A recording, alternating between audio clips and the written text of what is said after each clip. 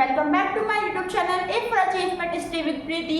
और आज हम करेंगे क्लास 12 का हिस्ट्री का चैप्टर जिसका नाम है विचारक, विश्वास और इमारत। उसके बाद हमारी जो बुक फर्स्ट है वो कंप्लीट हो जाएगी। मैंने इस वाली वीडियो से पहले भी एक वीडियो डाल चुकी है, आप उसको भी देखिए, क्योंकि अगर आप उसको देखोगे तो आपको ये जो वीडियो वो अच्छे से समझ भी आएगी। बहुत ईजी चैप्टर है। आज हम इसको बहुत ज़्यादा आसानी से करने वाले हैं, तो चलिए इसको शुरू करते हैं। ये वाला जो टॉपिक है ना महायान और हीनयान वाला, वो हम बाद में पढ़ेंगे, अभी हम इसको नहीं पढ़ेंगे। सबसे पहले तो हम यहाँ पे क्या जानेंगे, मूर्ति कला के बारे में जानेंगे। अब देखिए चैप्टर का नाम क्या, विचारक, विश्वास और इमारतें। इमारतें आई ना, तो हम यहाँ पे सबसे पहले किसके बारे में नॉलेज लेंगे, मूर्तियों के बारे में नॉलेज लेंगे।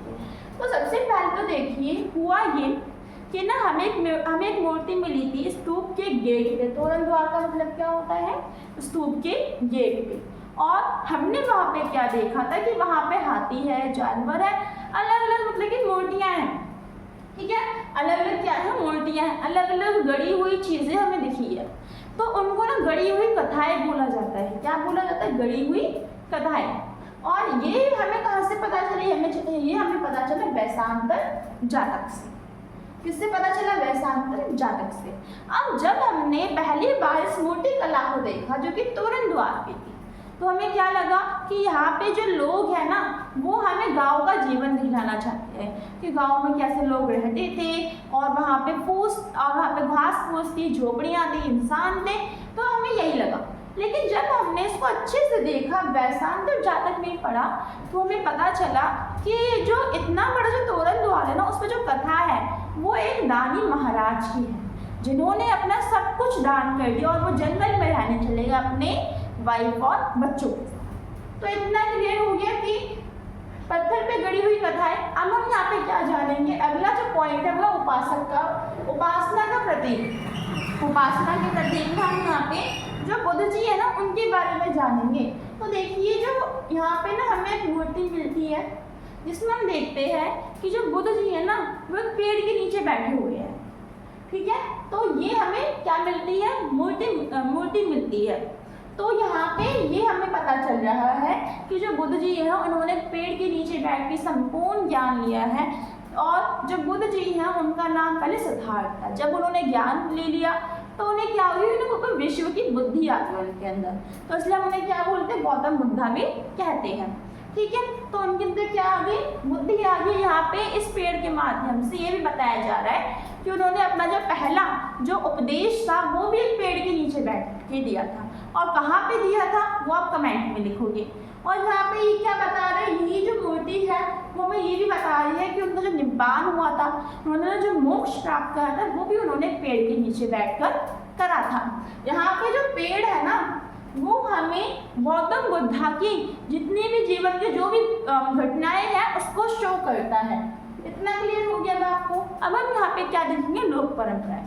लोक परंपरा वाला जो टॉपिक है उसमें हम अलग अलग जो मूर्तियाँ हैं उनके बारे में पढ़ेंगे। जैसा कि हमने सुना भी है कि जो बौद्ध धर्म है वो शांति से लगता है ना। लेकिन यहाँ पे क्या हुआ, स्तूप का जो तोरण था, जो गेट था, वहाँ पे हमने एक महिला की मूर्ति देखी जो कि क्या कर रही है, पेड़ पे झूल रही है। उसका नाम क्या है, शालभंजी का नाम याद रखना, शालभंजी का उसका नाम है। और इसका नाम जो हमें ग्रंथों में भी दिया गया है। अब जो शालभंजी का है वो एक बहुत सुंदर महिला है। उनके बारे में ये माना जाता है कि वो जिस भी पेड़ को छू ले, चाहे वो सूखा ही क्यों ना हो, तो उसके छूते ही जो पेड़ है उससे फूल आना स्टार्ट हो जाते हैं, फल आना स्टार्ट हो जाते हैं। और उसके बाद यहाँ पे जो जानवर है ना उनकी भी तस्वीरें पाई गई। पहले के ज़माने में जो जानवर थे वो बहुत ही ज़्यादा शुभ माने जाते थे। यहाँ पे गजलक्ष्मी भी पाई गई। गजलक्ष्मी, गज का मतलब क्या होता है, हाथी। तो ऐसे देवी जो कि किससे जुड़ी हुई हो, हाथी से जुड़ी हुई हो।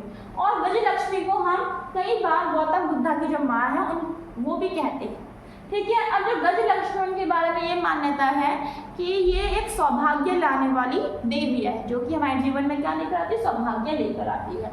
हमें यहाँ पे सर्प जो है, जो सांप है ना, उसकी भी क्या मिली, मूर्तियाँ मिली। ठीक है, जो सांप है उसे हम सांची पूजा का केंद्र मानते हैं। इतना क्लियर हो गया कि मूर्ति कला में हमने पत्थर गढ़ी जो कथाएं है वो पढ़ी थी वैशांतर जातक में एक व्यक्ति थे। फिर हमने उपासना के प्रतीक में क्या पढ़ा, बुद्ध जी के बारे में जाना। फिर हमने यहाँ पे जो लोक परंपराएं हैं उनके बारे में जाना कि शाल भंजिका कौन होती है, जानवरों का क्या प्रतीक है, और हमने गजलक्ष्मी के बारे में भी जाना। अब हम यहाँ पे जानेंगे थोड़ा सा हिंदू धर्म के बारे में।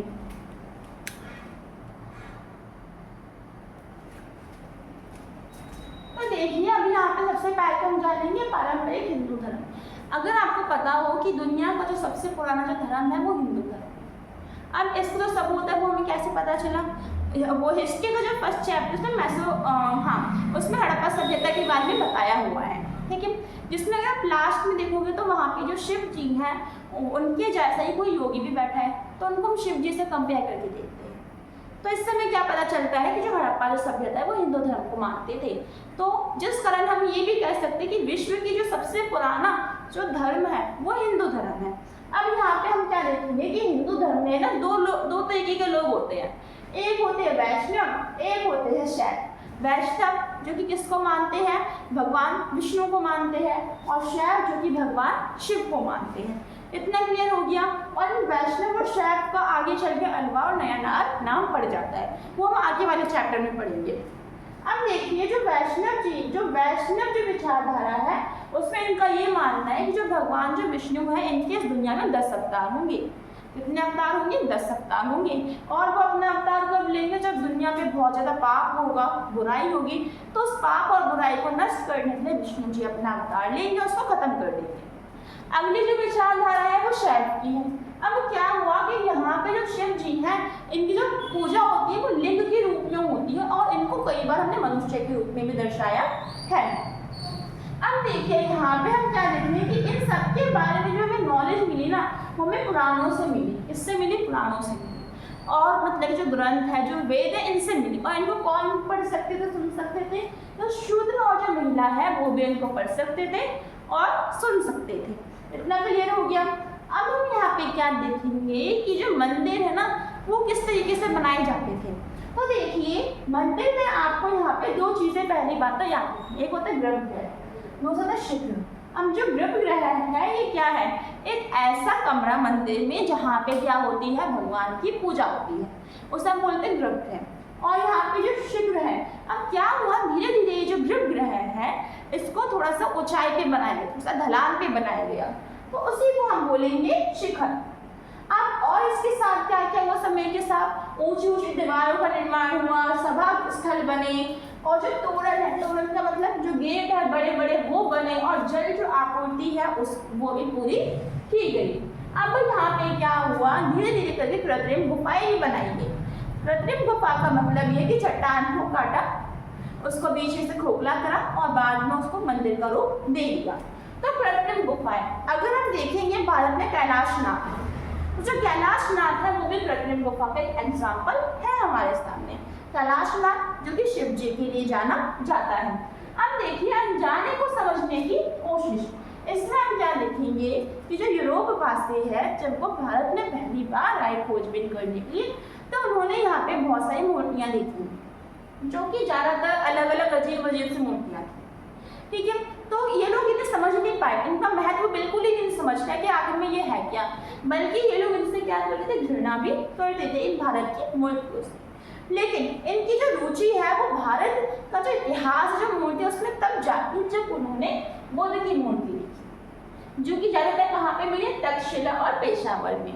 अब मेरा क्वेश्चन आता है कि जब उन्होंने बुद्ध की मूर्ति देखी तभी क्यों इनके अंदर रुचि जागी भारत के इतिहास में, क्योंकि जो यूनान है ना वहाँ पे भी इसी तरीके की मूर्तियाँ मिली। तो जिस कारण क्या हुआ ये इन वाली मूर्तियों को अच्छे से पहचानने लगी, कंपैरिजन अच्छे से हो पाया, क्योंकि ये इन्हें कहीं ना कहीं पहचानते थे, लेकिन ये वाली जो मूर्तियाँ थी उनको पहचानते नहीं थे। अब हम चलते अपने अगले टॉपिक पे।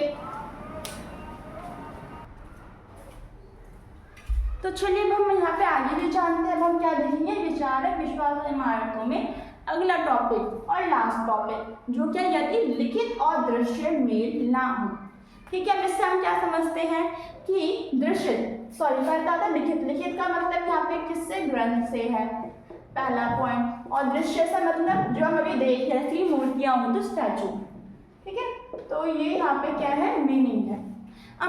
ये जानने का प्रयास करेंगे कि यदि ये जो ग्रंथ है और जो मूर्तियाँ वो दोनों की दोनों मैच ना हो तो क्या होगा। और ये बहुत बड़ी समस्या है, इसको भी आप ऐसे समझ नहीं पाओगे। अभी एक एग्जाम्पल देते हैं।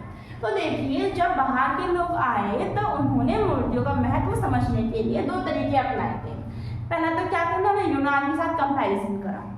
दूसरा, इन्होंने मूर्ति का महत्व समझने के लिए जो ग्रंथ है ना वो अपनाए थे कि जो ग्रंथ है उसमें इनके बारे में क्या बताया गया है। इन्हें जो ज़्यादा बेहतर जो तरीका लगा वो क्या लगा, मूर्ति महत्व को ग्रंथ के द्वारा समझना। ठीक है, तो इन्होंने ऐसा ही करा। लेकिन क्या हुआ, इन्हें आगे चल के दिक्कत हुई, क्योंकि कई बार ऐसा होता था कि जो ग्रंथ है ना उसमें एक मूर्ति के बारे में कई सारी चीज़ें बताई गई होती थी या फिर कुछ बताया ही नहीं होता था। तो ये बहुत बड़ी समस्या थी। अब जैसे कि महाबलीपुरम, मतलब ये तमिलनाडु में उस समय एक मूर्ति मिली है। मूर्ति में ये है कि एक इस तरीके से चट्टान है, इधर यहाँ पे आपको लोग मिलेंगे, हाथी घोड़ा मिलेंगे, और यहाँ से एक रास्ता जाते हुए यहाँ पे कोई आदमी बैठा है। तो जो मूर्ति वो इस तरीके से अपनी एनसीईआरटी का जो लास्ट पेज है उस पर जाके देखना आपको मिल जाएगी आराम से। तो यहाँ पे दो अवधारणाएं हैं। पहला तो बताते हैं कि जो इस रास्ते से जो गंगा नदी है वो स्वर्ग से आ रही है। दूसरा बताते हैं कि यहाँ पे जो अर्जुन है ना, महाभारत का जो अर्जुन है वो यहाँ पे बैठे हुए व्यक्ति है जो कि दिव्य अस्त्र के लिए क्या कर रहे हैं, घोर तपस्या कर रहे हैं। तो ये हमारा सिंपल सा पॉइंट था। तो आई होप कि आपको चैप्टर समझ में आ गया होगा। वीडियो अच्छी लगी तो लाइक और सब्सक्राइब जरूर करना। मिलते हैं अगले वीडियो में।